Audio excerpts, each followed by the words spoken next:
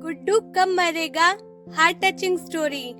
एक दिन ठेले पर भार अधिक होने के कारण रामू उसे ठीक से संभाल नहीं पाया और तेज गति से आती ट्रक से भिड़ गया। अगले ही पल उसकी मौत हो गई और उसके पीछे रह गई उसकी पत्नी जानकी और दो छोटे छोटे बच्चे गुड्डी और गुड्डू। एक तरफ रामू का अंतिम संस्कार किया जा रहा था और दूसरी तरफ उसके बच्चे बिलख रहे थे। नहीं, इसलिए नहीं कि पापा मर गए थे, वे तो भूख से बिलख रहे थे। उन्होंने कई दिनों से पेट भर खाना नहीं खाया था और आज तो मुंह में एक निवाला भी नहीं गया था, सो भूख से रोए जा रहे थे। माँ माँ, कुछ खाने को दो ना, माँ बड़ी भूख लगी है, माँ कुछ दो ना। कोई पत्थर दिल भी इस दृश्य को देखकर पसीज जाता। पड़ोसियों को भी दया आ गई, अगल बगल से खाना आ गया। बड़े दिनों बाद आज गुड्डी और गुड्डू पेट भर के खाना खा रहे थे। अजीब विरोधाभास था। एक तरफ लोग रामू की मौत पर दुख व्यक्त कर रहे थे, वहीं दूसरी तरफ उसके अपने बच्चे बड़े चाव से भोजन कर रहे थे।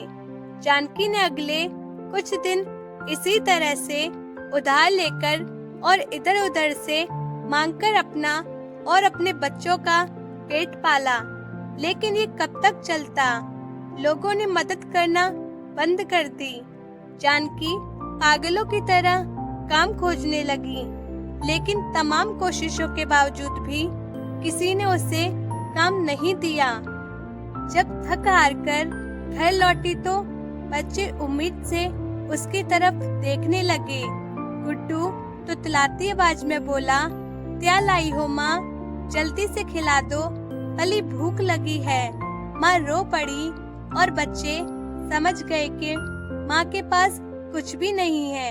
एक पल के लिए अजीब सा सन्नाटा पसर गया। फिर गुड्डी बोली, माँ ये गुड्डू कब मरेगा? पागल हो गई है, ऐसा क्यों बोल रही है? माँ ने डांटते हुए बोला, माँ जब पापा मरे थे तो उस दिन हम लोगों को पेट भर खाना मिला था। गुड्डू मरेगा तो फिर खाना आएगा ना। गुड्डी की बातें सुनकर माँ की आंखें फटी की फटी रह गईं। उसके पास गुड्डी की बातों को कोई जवाब ना था। दोस्तों, ये सिर्फ एक कहानी नहीं है, ये दुनिया के करोड़ों लोगों की हकीकत है। इस पर गौर कीजिए, जिस खाने को हम थाली में ऐसे ही छोड़ देते हैं, उसकी कीमत को समझिए। बचपन से हमें अन्न का आदर करना सिखाया जाता है, लेकिन चूंकि हमने कभी असल भूख नहीं देखी होती, इसलिए हम उसका आदर करना नहीं सीखते। एक दिन, बस एक दिन भूखा रहकर देखिए और आप करोड़ों लोगों का दर्द समझ जाएंगे। चलिए हम प्रण करें कि हम कभी भी अन्न का अपमान नहीं करेंगे, हम कभी भी खाना बर्बाद नहीं करेंगे, हम कभी भी होटल जाकर 2 लोगों के बीच 4 लोगों का खाना नहीं मंगवाएंगे। चलिए अन्न को बचाएं और उसे ऐसे लोगों तक पहुंचाने का प्रयास करें जिन्हें इनकी सचमुच जरूरत है। आपको हमारी कहानी कैसी लगी, हमें कमेंट करके जरूर बताएं और अगर वीडियो पसंद आई हो तो ज़्यादा से ज़्यादा लाइक शेयर करना ना भूलें।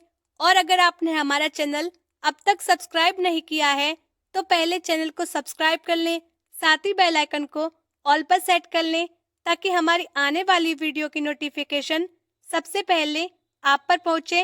धन्यवाद।